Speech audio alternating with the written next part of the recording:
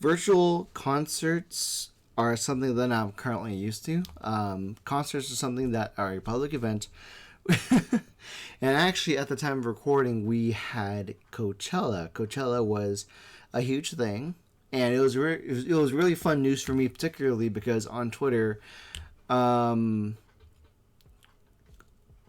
Hikari, which is Utada Hikari, or however you name her, the Kingdom Hearts girl who sang Simple and Clean, Sanctuary, Passion, Face My Fears, Don't Think Twice.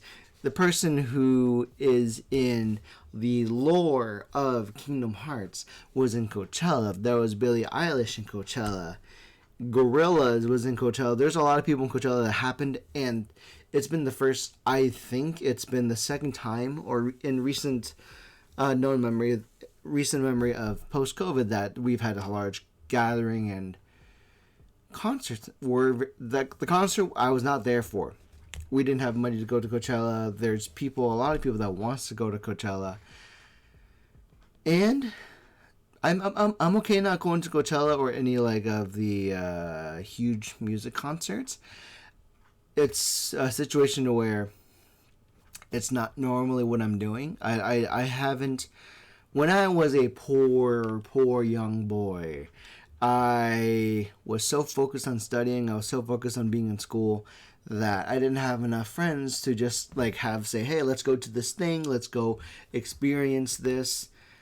The most I did when I was in high school was road trip to California. The most I did was watch movies, and that's kind of a event. That's kind of like a social event to where you grab popcorn.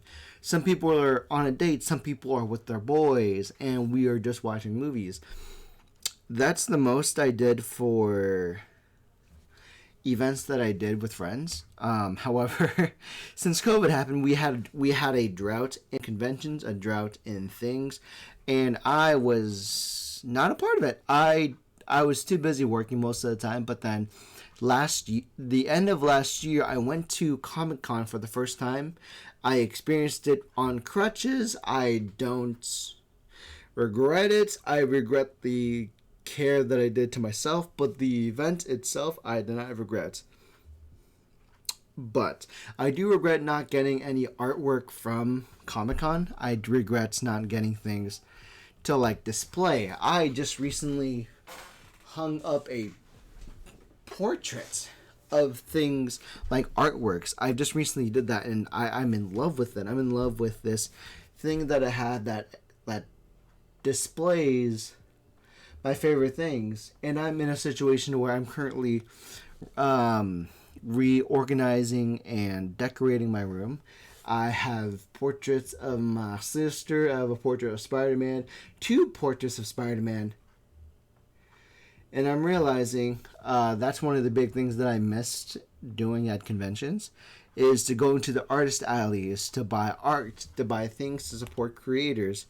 I loved going to conventions. In 2015, I believe I went to the most conventions possible. 2015, I went to my first PAX. I went to a SakuraCon, to where I got my friend to play Ian Sinclair, which is the voice of Rashid, the champion of the wind, from Street Fighter V. Street Fighter V was a new game at the time, and he was a voice actor. I got my friend to play it. That was a good convention situation. I really loved it. There's a lot of stories with conventions. Pre-COVID, I would go almost every year to SakuraCon, almost every year to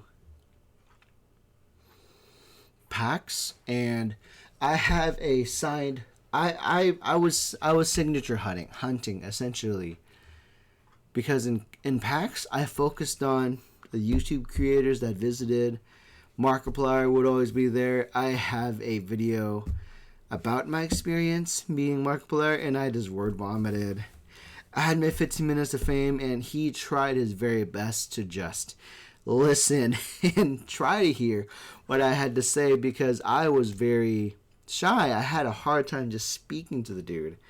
And the TLDR is that I just was very bad with that convention experience. So the story goes is that I go to the panel. I pay $100 for a ticket that's not my day, because at the time I was working at Target, and I've said the story before, but I love talking about it because I went to Target. I worked at Target. Someone that was working the Rooster Teeth booth gave me their Saturday pass, and Joanna and I went. We spent the day at PAX. I wish I spent that day more accordingly, because I spent my entire time being on social media and trying to hunt for YouTubers, and Joanna was there for the YouTubers as well. She wasn't there so much for the video games, but she was so excited to be in a space to where we had the option to run into YouTubers. And I have it right here. For the audio listeners, you have to go on YouTube to watch this, but over here I have a signed autograph from PewDiePie. In 2015 is actually funny, where PewDiePie had his last PAX experience in 2015 because he was losing the hype, losing the energy from going to PAX.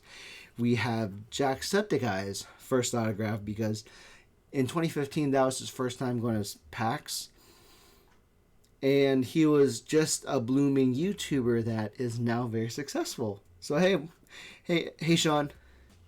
We also have Markiplier's signature in 2017, I believe, finally.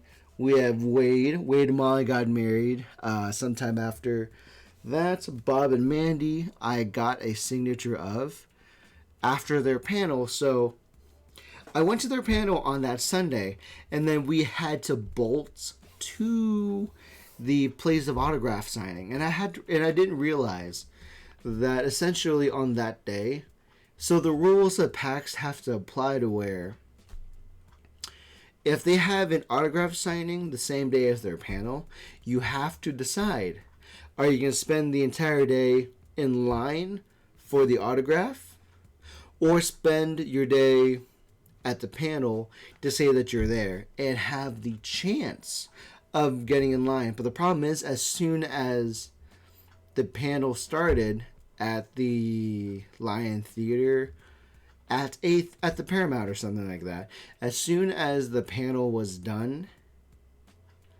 the line for signing was completely capped. That meant anyone who rushed to the Sheraton Hotel after the panel could not get their autograph signed. They could not go in line.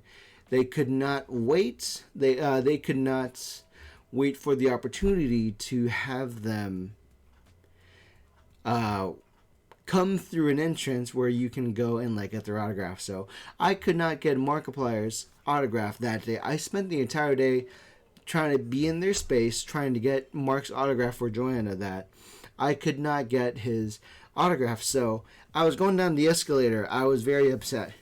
But right behind me, Bob and his wife Mandy was coming down the escalator with me because they had a flight that night, apparently. So it was really cool to wear the same day that so it's really cool. It's really fun to wear. I have a photo of it, but essentially when we went to the creators kiosk, I had the lovely opportunity of seeing Wade for the first time and Bob.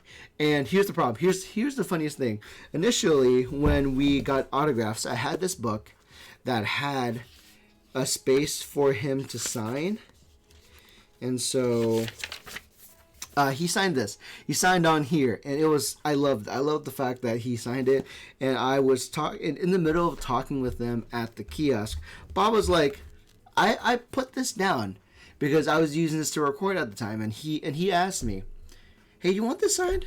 I looked at him, I looked down, and yes, please sign this. So that's how I got Bob to sign this first. And then that was the same time, half an hour later, PewDiePie came out and Jacksepticeye came out. And I'll admit this did not age well because that was his old girlfriend, I think. And so that didn't work out. That was not really this did not age well. But when I was getting down the escalator at the Sheraton, when they were all leaving at the end of the panel, essentially I asked Mandy if she could sign neck under Bob, because hey, let's have the couple there together, and she was so open to like, oh, and just signed under Bob. That was really good. So the next thing I had, so like it was in 2019 when we were it's so fun because when we were walking away from a panel, I believe, I was hearing things, and I turned around and I didn't realize that that Wade and Molly were walking separately from the boys.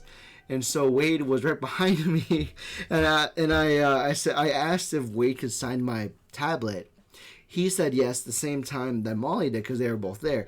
Actually, I think this was the panel after Wade proposed to Molly on stream on panel, and so that was a whole bit. I loved it, but I loved the fact that at the time Wade did recognize us from the PAX before, which is very nice, very good. Thank you so much. If you guys see this, hi. Thank you so much. If anything else, the only thing missing from this autograph tablet is Ethan Crank Game Glaze. And so many convention stories.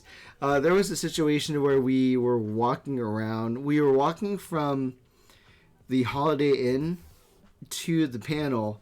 I saw Sean. I hugged. We were running into Sean like every day of convention during 2018. I loved it. I didn't realize it took me until later it took me like 5 minutes later after we talked that Catherine was there. Catherine, I believe, was an editor for Mark at the time, and then later she became strictly Ethan's. I didn't realize she was there, so I was very bad. So I yelled in embarrassment, "Sorry, Catherine," and it was a whole thing. I'm very sorry, Catherine. But essentially, there's been a lot of good. But like to finish that bit up, there is a lot of memories from PAX that I love. There's a lot of things like I could have a podcast where we just spit the shit about conventions. I really enjoyed it. I really loved conventions at the time, and now that PAX and SoccerCon are being more open to the public, I think we should go to PAX if it shows up later this year. I would love to go to PAX, and I have an issue to where I don't know because I have a trip in July, I have a wedding in August, and I want to make sure that I have enough money to pay for those as well. So that's the whole thing. I want to try things out because in post-COVID, I haven't had the chance to really experience PAX as a virtual event, as a virtual convention. And I think it's actually so funny. So I believe in 2021 they tried to do a virtual convention with PAX. They tried really hard, but it ended up being a situation where it ended up being a live stream of pre-recorded panel bits, and that was actually one of like the sadder things about it, because the reality is, for a platform like PAX, for a platform like Twitch, they had every opportunity to have a situation where they'd be live for the panel, and the panelists could have seen a live feed of chat, they could have seen a live feed of Twitter, and you could have responded live. But they went through the cheap route of having it having a 7-day movie of all the panels of what they were pre-recorded to be, and probably pre-scripted, pre-generated questions for the fans. And for people who watched it, for people who did the whole virtual event, that was really bad. So I'm hoping PAX 2022 is going to be a lot better. I think it will be better. Anime Expo, I hope to do. I want to do Anime Expo at some point in my life, and I have a friend who has been there before. I was hesitant for an odd reason. I don't understand. I don't know why, but I do want to go to Anime Expo. Yeah, that was why. I didn't want to leave Joanna home when we went to Anime Expo, when I had the option to go to Anime Expo. And I'm the resident anime person versus Joanna. I wanted to go to Anime Expo. However, that's going to be a thing I want to at least do in my life. I want to say, hey, I went to Anime Expo. I should actually, that's a good idea. I should get a picture frame for all my badges. I want to put my badge in there.